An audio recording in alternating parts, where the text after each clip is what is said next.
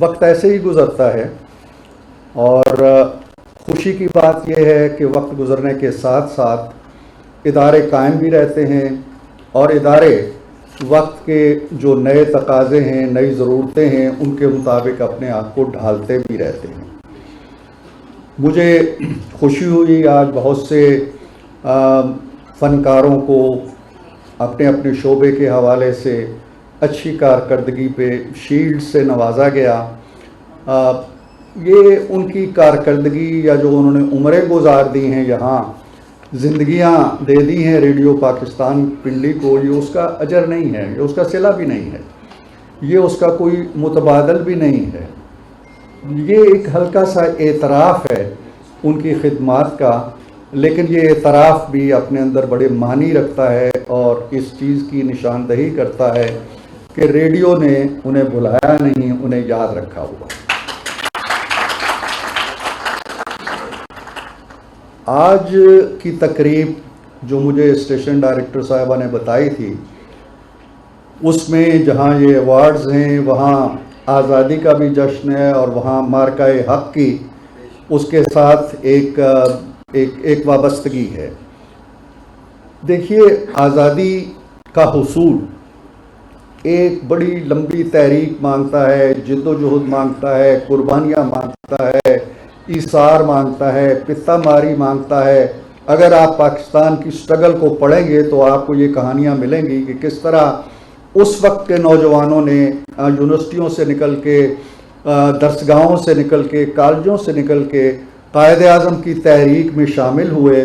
اور جو دو قومی نظریہ تھا اور ایک الگ جداگانہ وطن کا خواب تھا،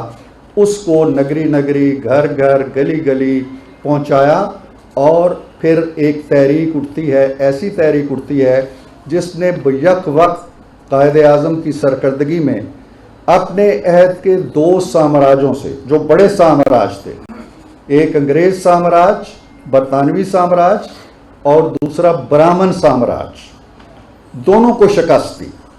اور دونوں کو شکست دینے کے ساتھ ساتھ جو کہا جاتا ہے کہ جی بہت کم لوگ ہوتے ہیں جو آزادی کی جد و جہد میں کوئی وطن حاصل کرتے ہیں یا کامیاب ہوتے ہیں، قائد اعظم نہ صرف ان میں سے تھے، انہوں نے بر صغیر جنوبی ایشیا کی تاریخ بھی بدلی اور جغرافیہ بھی بدل دیا۔ ہمارے لیے جو درس ہے اس ساری تاریخ کے اندر، وہ یہ ہے کہ یہ کامیابی ہم نے ایک ایسے لیڈر کی قیادت تلے حاصل کی جس نے کوئی وائلنس نہیں کی، نہ انگریز کے خلاف وائلنس کا ہتھیار استعمال کیا، نہ کسی ہندو سامراج کے گھر پہ پتھر پھینکا۔ یہ ساری جد و جہد امن کے ساتھ، نظریے کی قوت کے ساتھ، اصول کی قوت کے ساتھ، اور ایک لیڈر کے ذاتی کردار کی قوت کے ساتھ لڑی گئی۔ قائد اعظم نے کبھی کوئی لانگ مارچ نہیں کیا، قائد اعظم نے کبھی کوئی دھرنا بھی نہیں دیا، سٹنگ بھی نہیں کیا انگریزوں کے خلاف یا ہندوؤں کے خلاف۔ قائد اعظم ایک دن کے لیے علامتی طور پر بھی جیل نہیں گئے، لیکن جیل نہیں گئے، دھرنے نہیں دیے، لانگ مارچ نہیں کیے، گالی گلوچ بھی نہیں کیا، لیکن تاریخ بھی بدلی اور جغرافیہ بھی بدل دیا، صرف قوت کردار اور نظریے کی قوت کے ذریعے۔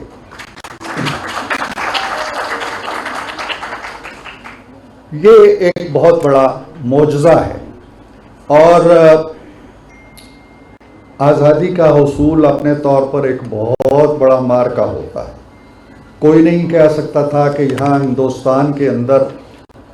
ہند بھارت تقسیم ہوگا اور ایک مسلمانوں کا الگ وطن قائم ہو جائے گا، کوئی تصور بھی نہیں کر سکتا تھا۔ سر سید احمد خان نے جب دو قومی نظریے کی تبلیغ شروع کی کہ مسلمان الگ قوم ہیں اور ہندو الگ قوم ہیں، اور علی گڑھ کی ایک تحریک آتی ہے، پھر 1930 کے اندر پاکستان بننے سے 17 سال پہلے علامہ اقبال نے الہ آباد کے خطبے میں کہا کہ میری آنکھیں